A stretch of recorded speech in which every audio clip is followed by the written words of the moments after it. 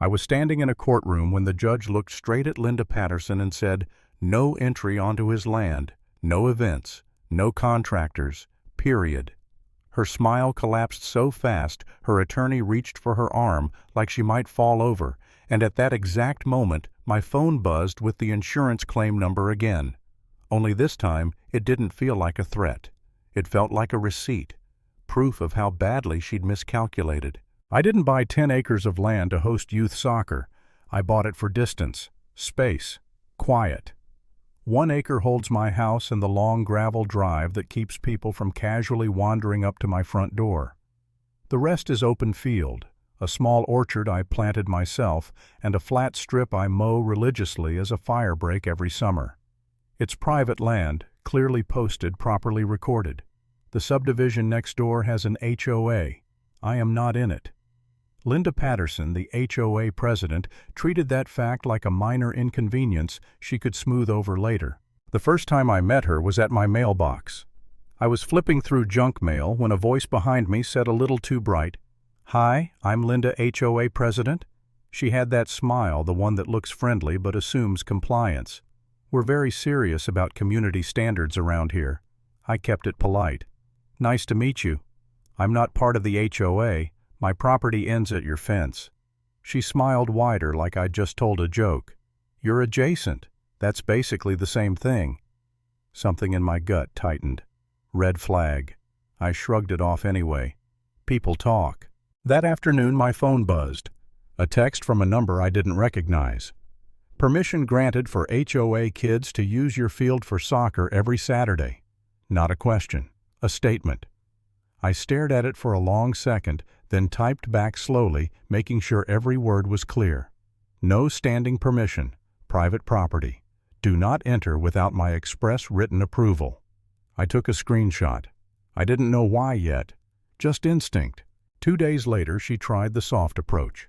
An email arrived with a cheerful subject line about community partnership.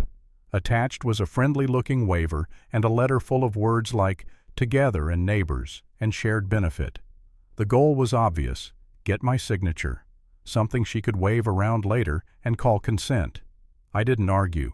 I exported the entire email chain with headers, saved the attachments, and replied with a single paragraph. Not signed. Not approved. Any request must include proof of insurance and a written rental agreement drafted by counsel. Then I filed it away. What made it stick in my throat was the hypocrisy. Linda loved policing trash bins and bikes blasting the neighborhood email list about property values. Someone asked why youth activities couldn't be held on the HOA Greenbelt. Linda replied in writing that the Greenbelt had to remain pristine. I screen captured that too. HOA land stays pristine. My land becomes community. That's when I realized this wasn't about kids. It was about control. The next move came in a certified envelope. HOA notice of non-compliance. Unsafe adjacent conditions. It was nonsense, and they knew it. The HOA had zero jurisdiction over my land. But the letterhead, the certified mail, the tone, it was meant to intimidate. I photographed the envelope, scanned the notice, saved the USPS tracking page showing delivery time. My attorney sent a tight response. Not a member, no authority. Communicate in writing only. I saved that tracking number too. Then Linda tried to take the field without touching anything herself. Friday morning I looked out and saw a work truck parked by my access point. Logo on the door. Trailer behind it. 2 contractors unloading line marking gear, portable goals ready to roll. Linda stood off to the side with her arms folded, pointing like a foreman. My stomach dropped, then hardened. I walked out slow and steady. "Who hired you?" The contractor lifted a clipboard. "Work order. Field lining, goal placement. Youth clinic tomorrow." I kept my voice calm. "This is private property. You have no permission. Stop now." Linda stepped in, cutting him off. "They're authorized." The board approved it. I looked at the contractor. "Read the address on that work order out loud." Linda snapped, "Don't." I held my phone up, recording. "Read it." He did. My address. I got the logo, the job number, Linda's face, the address marker, all in one shot. Then I called the sheriff's non-emergency line. Contractors are on my land without consent. Neighbor is directing them. I need an officer to document and instruct them to leave. While we waited, Linda leaned in close enough that only I could hear her. You're going to regret making this ugly. I didn't blink. Put it in an email.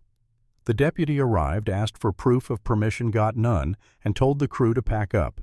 He gave me an incident number. I repeated it back on camera. The contractors left irritated and not at me. Before the dust settled, I emailed their company demanding written confirmation they wouldn't return. They replied within the hour. Job canceled pending proof of authorization. Saved. Forwarded to my attorney. That afternoon, my attorney served Linda and the HOA's registered agent with a formal trespass notice and cease and desist. Clear private property signs went up. I photographed them with metadata. Monday morning, I pulled certified copies of my parcel description and plat map from the county recorder. No easement, no shared access. I scanned the receipt and boundary page.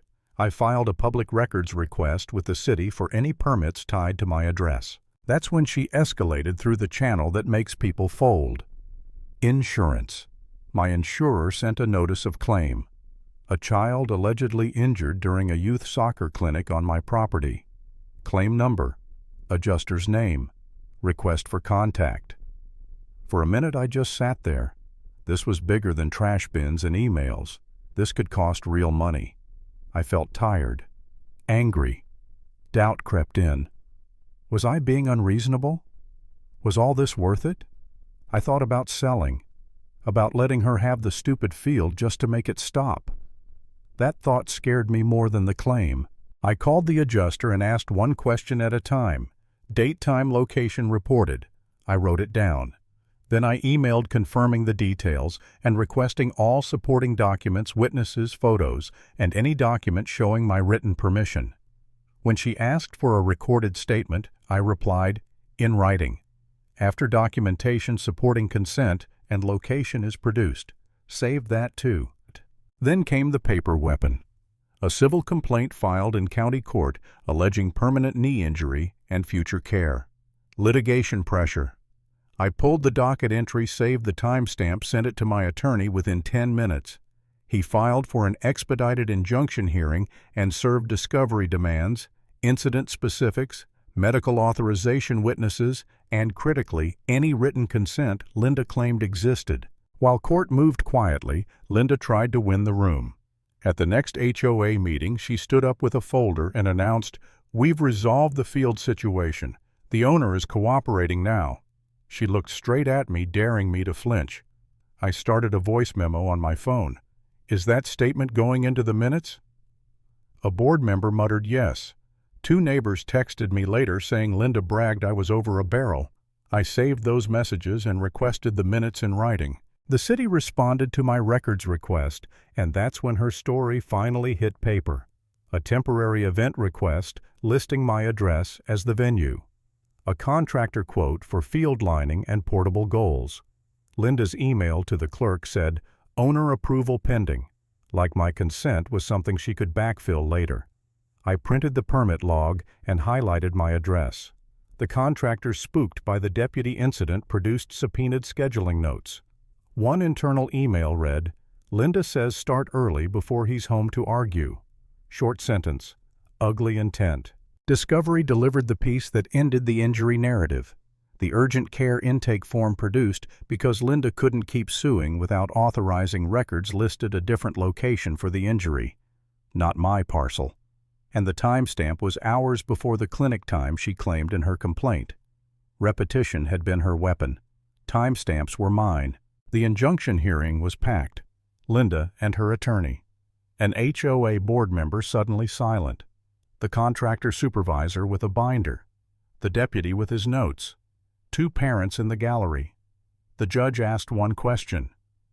Is there written permission from the property owner? Linda's attorney started talking about community understanding. My attorney stood voice level. No written permission exists. He handed over the email refusals, the certified HOA notice, the trespass letter with proof of service, the city event request, the contractor email about starting early. The judge turned to Linda. "Did you authorize work on land you do not own?" She tried to pivot. "It was for the children.